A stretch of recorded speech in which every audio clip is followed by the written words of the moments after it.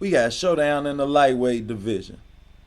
King Ryan Garcia. Put some respect on his name. 22-0. 5'10 in height. 70-inch arm reach advantage. Last time we seen him, he was somewhat impressive in his win against Emmanuel to go. He gonna be facing off against the likes of Javier Fortuna, 37-3, 5'6.5" in height. That's a 3.5-inch height advantage for King Ryan Garcia. 6 to 8.5-inch reach. That's a 1.5-inch arm reach for Ryan Garcia.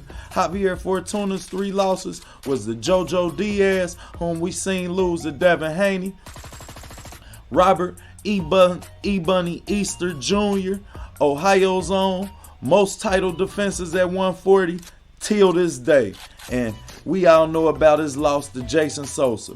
However, while the new students take this moment to have a seat in the classroom, subscribe, and the old students take this moment to have a seat in the classroom and hit that like button, man, we got fight film to break down. Lightweight division. Y'all know what this is in the landscapes too. We all know King Ryan in talks with Gervonta Tank Davis for that to be his next fight. But first, we gonna look at a few things that we know he gotta do to make that fight happen against Javier Fortuna, as well as look at a few things that Javier Fortuna gonna try and take advantage of, because we all know about Ryan's bad habits.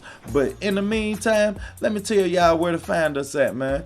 Monday, Tuesday, Friday, we are loyal to the game boxing, man. During the week, y'all can catch us during the day at Everything Boxing. Y'all know how that relationship is, man. Big brother to the network. On Fridays, we got the Ohio show. Make sure y'all tune in to that with me and the co-host. Ohio Runs Boxing. We getting it in Fridays and sometimes on Sundays. Sundays, if it ain't a dual show, then y'all know OTB gonna be wrapping up whatever went on in boxing that weekend. So y'all make sure y'all hit that bell notification so y'all can know when we rocking, man. This week we gonna be at Ricky Williams Boxing. So get there Thursday, fighter ratings. Now, we going to start off with Ryan Garcia, man. And a lot of times he's not very active with his jab and he lunges out with it. And that's what happened when you lunge out with your jab. Anytime you step with a punch, your head is in coordinates with your feet. Now, we going to look at him stay on the line too long. Emmanuel to go going to it's going to be big in this fight with Javier Fortuna as we look at some of the things Javier Fortuna do, and we also look at King Ryan smother his punches, which I think can also be big in this fight. And I don't want to see him smother his punches as much in this fight.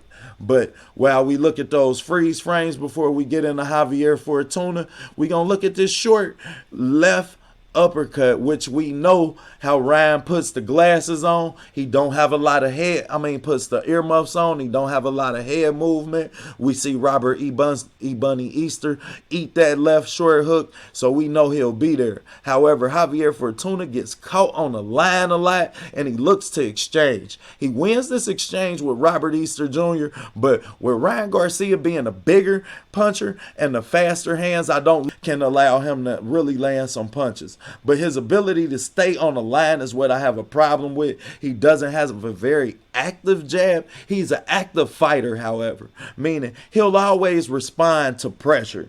And I like that about Javier Fortuna. We know about the dog in Javier Fortuna. And we're going to look at some clips later on that's going to show that. But right here, we're going to look at him not get his head on that outside that lead shoulder, and it allows him to be hit with the right hand, but he'll land his own punch. So once again, I want everybody to look at the way Javier Fortuna responds to Ryan Garcia's power, as I don't know that JoJo Diaz is as big a puncher as Ryan Garcia. We see him eat that hook, but a lot of times in the pocket, you'll see him just lean into these punches, which I think can really be detrimental for Javier Fortuna, because Ryan has fast hands, and we know how much success he'll have when he really lands his punch and he really knows where you're gonna be. And And as we see Jojo Diaz laying his right hand, Javier Fortuna, what do? He exchanged right back with his own right hand, set up by a lead jab.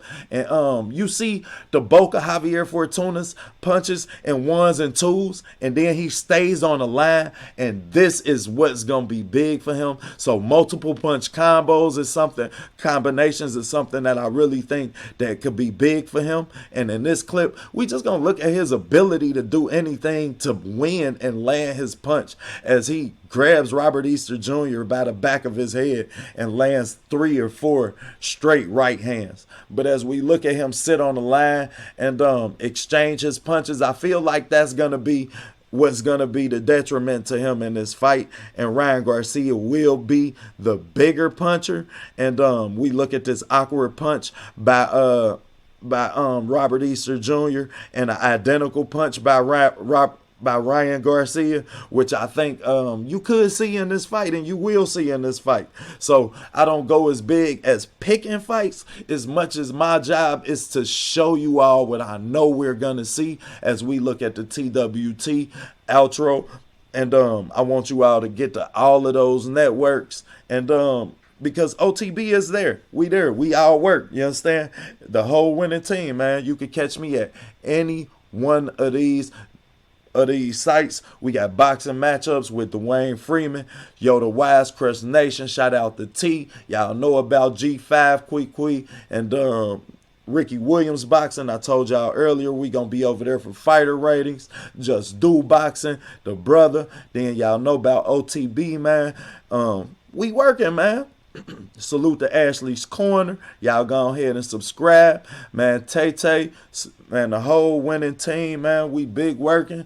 You understand? I want y'all to know Flossie Boxing, great boxing mind as well.